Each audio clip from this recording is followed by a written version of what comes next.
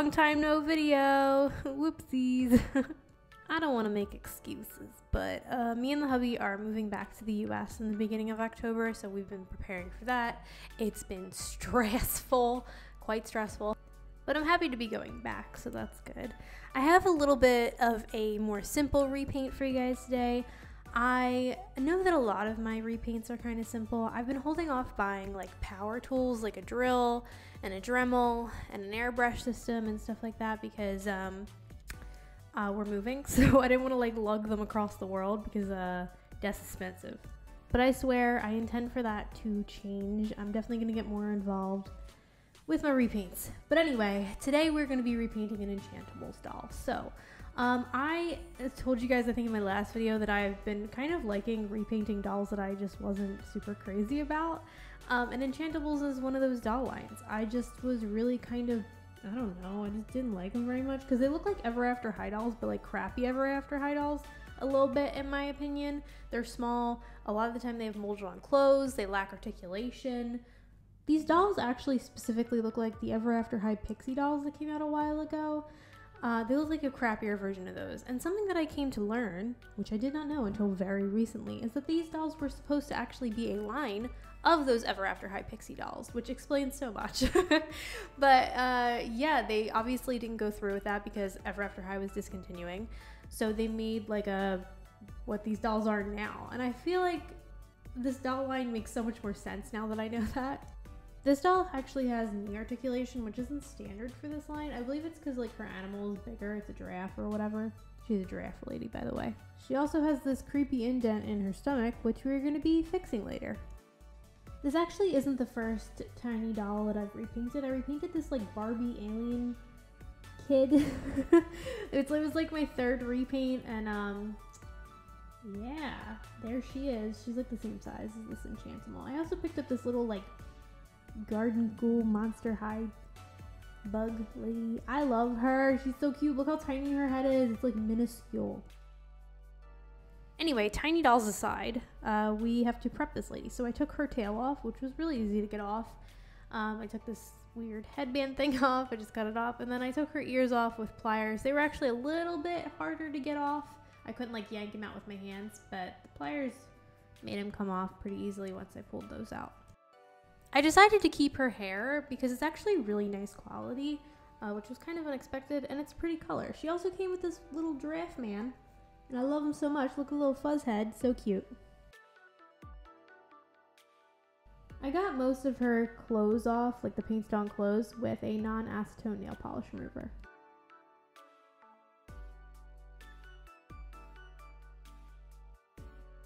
After that, we took her face off with an acetone nail polish remover.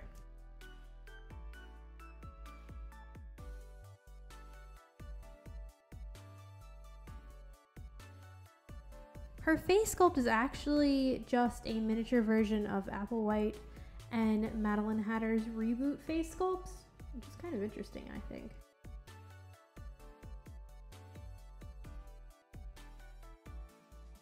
Now to fill in her extremely creepy stomach indent with some epoxy sculpt. So I mixed the two-part mixture together, and I filled in her tail first, her tail hole, and then I filled in the indent with epoxy sculpt and quite a bit of water to smooth it out.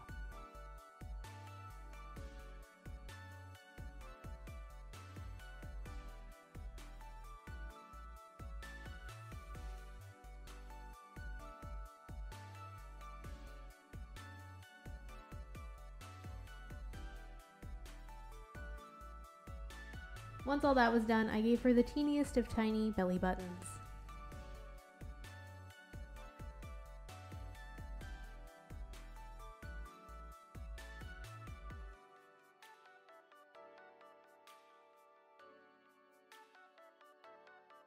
After about 24 hours, once she's dry, we sand her down.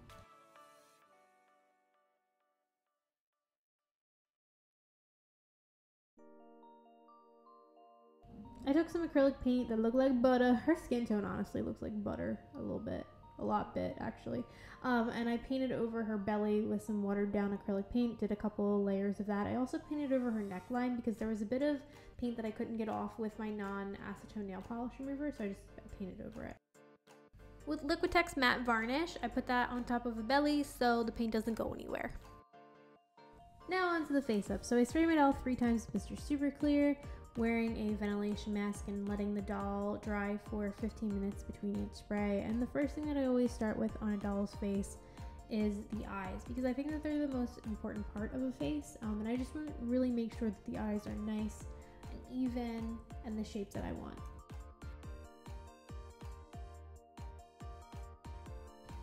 So I left this doll's head on her body, which I don't normally do for face ups, because I've heard that these heads are actually a little bit harder to put back on the body when you take them off. I believe that's probably because these heads are actually a little bit harder than Monster High and Ever After High vinyl heads. So yeah, I just kept her on because I don't want to deal with that. It's actually kind of like, it's not a bad thing though, because a lot of the time when dolls' heads are a little bit harder, it makes it so that the pigment of the pencil shows up super well.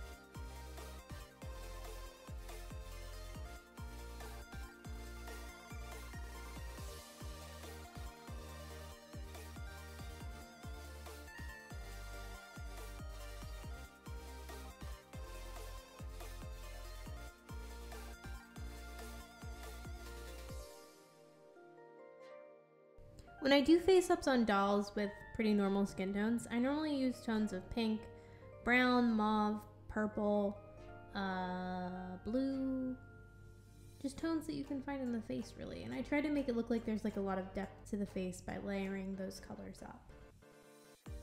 In retrospect, I probably should have been a little bit less harsh with this doll shading because it's supposed to be like a little girl character.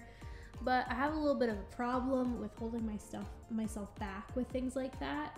I just really like shading, and I really like shading harshly, so I don't know.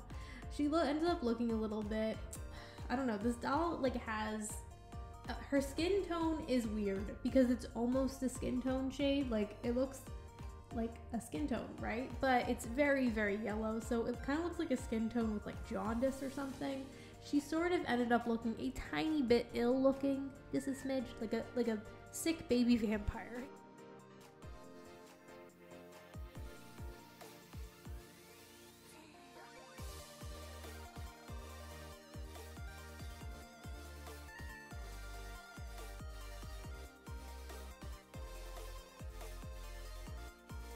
With cheek blushing, I like to go in with 2 different layers. So the first one is with a kind of fluffier brush, and I go in with just a light pink and I kind of just put it on pretty haphazardly, and then I take a smaller brush that's a little bit rougher and I take a deeper red and I just put on a more concentrated, deeper pink, and I like how it looks. It kind of makes the doll look like she just came out from the cold. It's a little blotchy because skin is a little blotchy. I just like the look of it. Since this doll is a redhead, I wanted her to have freckles, so I did some placement with my pencil where I just did dots on the face, and then I also took a paintbrush and I wet my pencil and I did some splatter of freckles on the face as well, and this just made it look made the freckles look a little bit more haphazard and natural looking.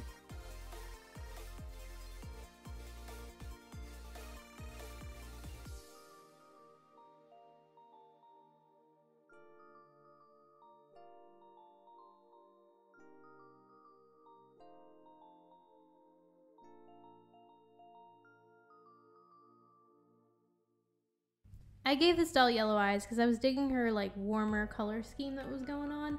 I also gave her like a green thing happening in the middle. It looks okay, but it also kind of added to her vampire baby look, which I don't know how I'm feeling about.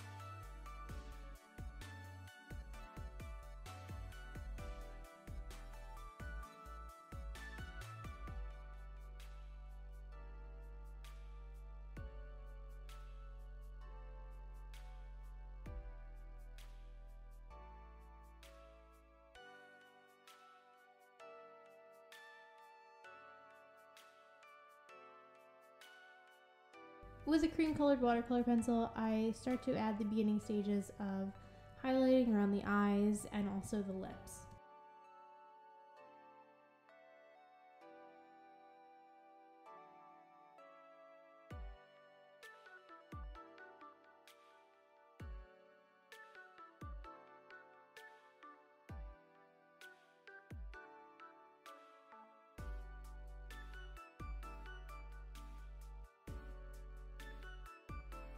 Finally on to the eyebrows, which she desperately needed. Hopefully it'll make her look a little less creepy, but I wanted to keep them kind of soft and straight because she is supposed to be a kid.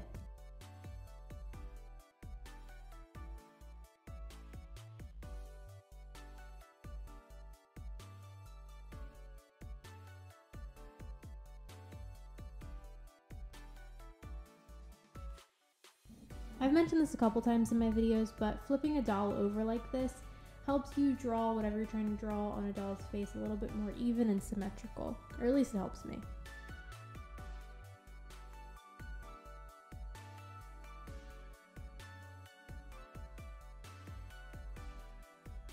As per usual, I smother her face in macro pearlex pigment.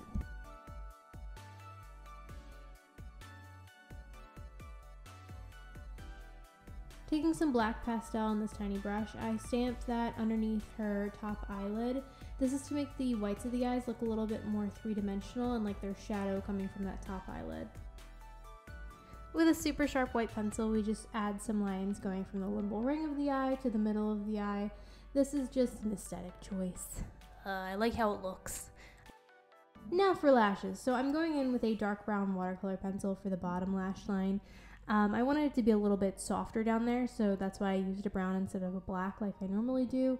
I am also doing my sort of typical triangle shape for the bottom lashes where the two lashes connect and it makes a little triangle. The top lashes are, as per usual, real thick and black. For the pupils, I used a dark purple watercolor pencil. I normally go in with black, but I figured might as well go big or go home for her crazy eyes, you know?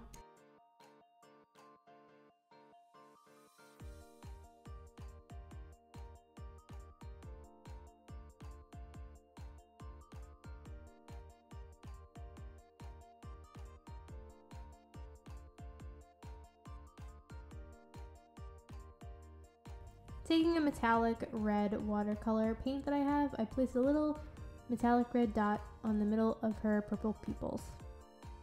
At this point, we are at the last stages of the face up, so I am starting to add paint, which is wet watercolor pencil around the face. So I am doing this in areas where I want to stand out, for example, the lashes. I'm going in with paint there. It just, when you wet the watercolor pencil, it makes it so that that area is like more pigmented. It comes out more pigmented than going in with a dry watercolor pencil. But yeah, I add this to the eyelashes, the eyebrows, and I go in with my final highlights around the face.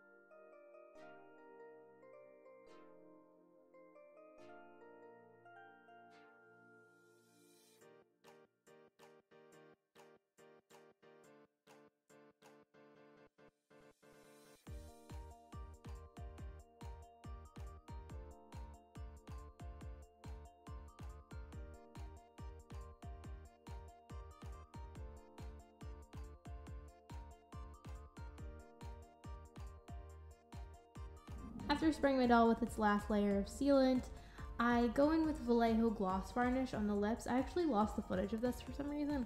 I also go in on the eyes with Vallejo gloss varnish, but that's after I'm done taking photos because it's really hard to photograph dolls when they have gloss on their eyes. Now onto her dress. So she came with this little skirt thing that I'm just using as a reference, but I am tracing around her to get her measurements, and then I am adapting what I traced around to get a very simple dress pattern that I had for Monster High and Ever After High dolls. I'm adapting that into her size.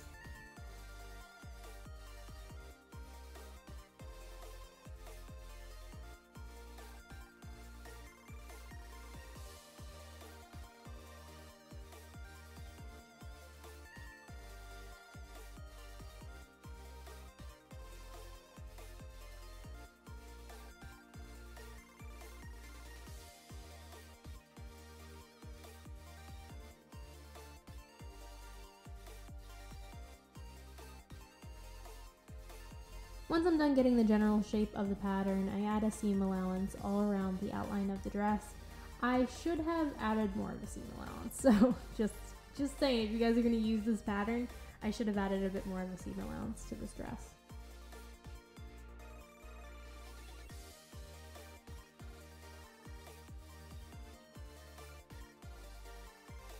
For the fabric, I was digging that warm color scheme that she had, so I used some warm fabric tones that I had. So I gave her a red dress with this gold kind of accent and some yellow trim. Honestly, sewing something this small was a little bit more difficult than sewing a Monster High and Ever After High doll dress, because I always assumed those were really tiny, but like this is so tiny.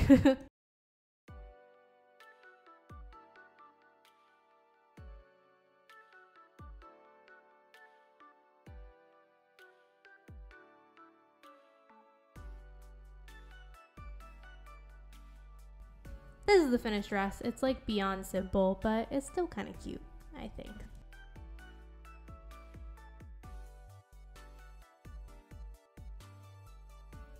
Now onto the shoes. So I ended up painting the shoes that she came with red, and then I dry brushed some gold paint on top of the red once it dried.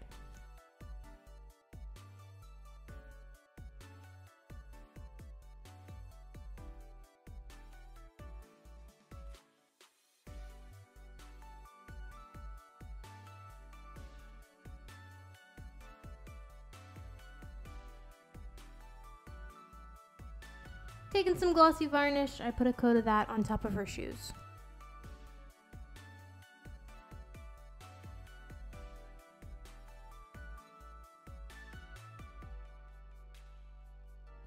I had these gold push pins that I thought would be a cute little hair accessory, so I pushed them into her head.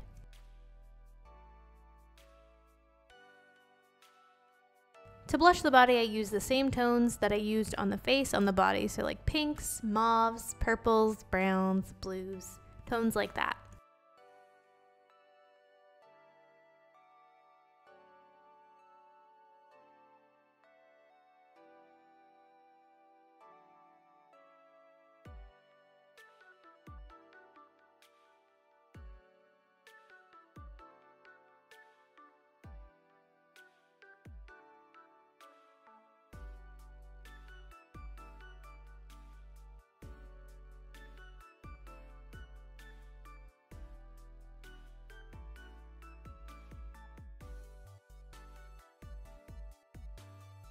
Once her body blushing is done, she's done. So I love her, which is not something that I thought I would ever say about an Enchantimals doll, because I just felt super negatively about these dolls, which is silly.